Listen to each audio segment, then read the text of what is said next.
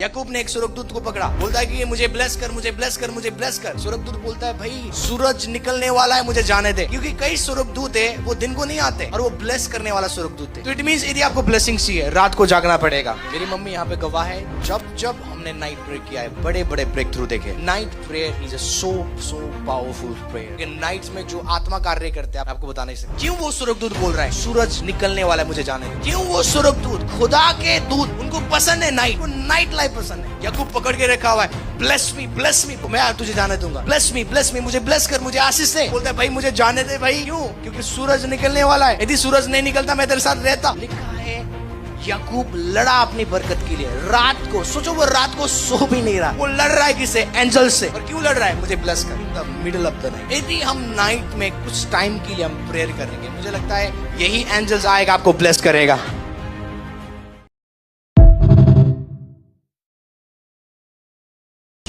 मासूम लड़कियों का रेप होता है, छोटे छोटे लड़कियों का, और परमेश्वर देखकर कर क्या रहा है? ये सारे सवाल अगर आपके दिमाग में आज है तो इसका बड़ा क्लियर उत्तर है, आपको आपके परमेश्वर के बारे में कुछ नहीं पता। आपको लगता है परमेश्वर बच्चों को ऐसे अलाउ करेगा? बिल्कुल नहीं। जब यीशु मसीह आया उसने कहा शैतान जो दुनिया का खुदा है, जैसे शैतान ने राज्य शुरू किया, बीमारियां, तकलीफ, क्लेश, ये सारे तकलीफ आए, पर फिर हमारा यीशु मसीह आया और उसने अपने प्राणों को देकर शैतान से वो सत्ता फिर से हासिल कर दिया। हालेलुया। हम कई बार टीवी इंटरव्यू सुनते हैं और कई सारे लोग कहते हैं कि हमें परमेश्वर की जरूरत नहीं है, क्योंकि अगर परमेश्वर को सब कुछ पता था तो मेरी जिंदगी में उसने इतने क्लेश तकलीफ लाए क्यों?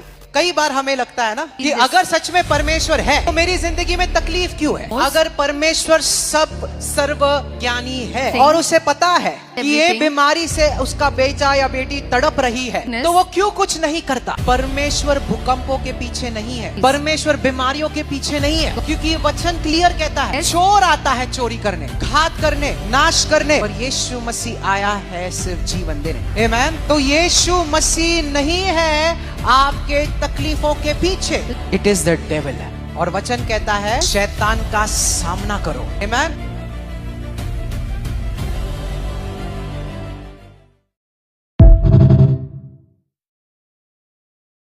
आगे से ऐसे प्रार्थना करो, आपको जो भी चीज की जरूरत है लिख लो।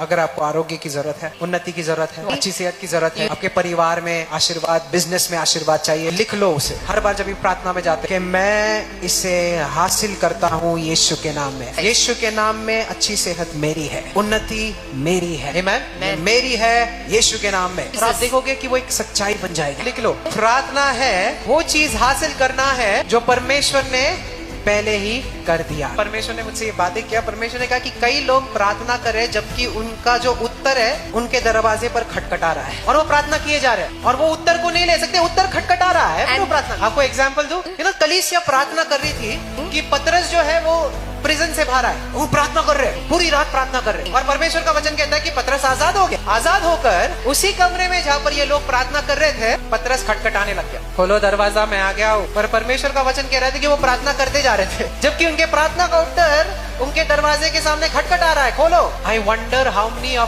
Praying while the answer is knocking on their doors. आज खुद से ये सवाल पूछो, तो परमेश्वर ने आपको दिया है, क्या आपने अपने प्रार्थना में उसे हासिल किया है या नहीं? आमीन।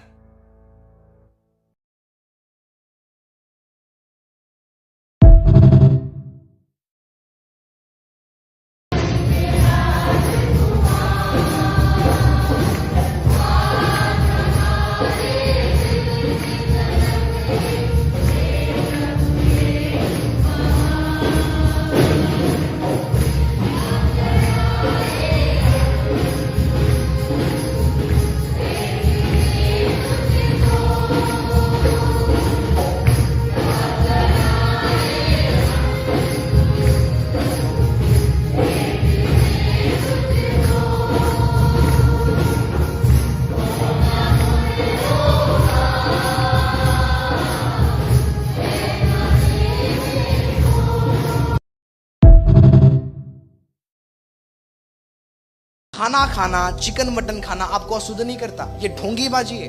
यदि आपके मुंह से 24 घंटे चुगली निकलता है, आपसे खतरनाक पापी और क्रिमिनल कोई नहीं है। आप गाली दे रहे हो, आप बुराई कर रहे हो, आप गुटखा खा रहे हो और बोलते हो मैं अंडे नहीं खाता, मैं चिकन नहीं खाता, हाँ मैं सिगरेट बीड़ी पी सकता हूँ। और कौन सी धार्मिकता है ये? जो दारू जो बीड़ी तेरे किडनी को नाश करता है वो तू खा रहा है, और जो चिकन जो मटन तेरे बॉडी को एनर्जी देता है बोलता है ये अशुद्ध चीज है। नॉनसेंस। और वो बंदे गाली भी देते हैं, वो बंदे चुगली भी करते हैं, वो लड़कियों को लाइन मारते हैं। ये कौन सी धार्मिकता है? Tell me which kind of righteousness you have. ये एक ढोंगी है और आप एक ढोंगो। और यदि आप यहाँ पे ऐसे लोग हैं, आपको निकलने की जरूरत है। अंदर की चीजों को साफ करो सबसे पहले। बुराई मत करो किसी की, किसी बहन बेटी को मत छेड़ो आंखों से, मनों से। मन में बेविचार चलता है लोगों का। यीशु कहते कोई बात नहीं तुमने बेविचार किया, पर यदि कोई व्यक्ति अपने मन में कोई स्त्री को देखकर कुविचार सोचता है, उसने बेविचार कर लिया। यदि मैं अपने मन में किसी स्त्री के साथ, तो मैंने कर दिया। यीशु ने बोला तूने पाप कर लिया, तुझे उसको छूने की जरूरत नहीं है। सोचना भी पाप है, पर हम अंदर की चीज को साफ नहीं करते, बाहर से ही रहेंगे। इसलिए जीसस अंदर से बदलने आए हैं, बाहर से उनको मतलब नहीं है। वो अंदर से आपको चेंज करने आए हैं। वो आपके आंखों को साफ रखना चाहते हैं। वो चाहते हैं कि अपने हृदय को आप पाक रखो। वो चाहते हैं कि अपने चाल चलन को आप राइट करो।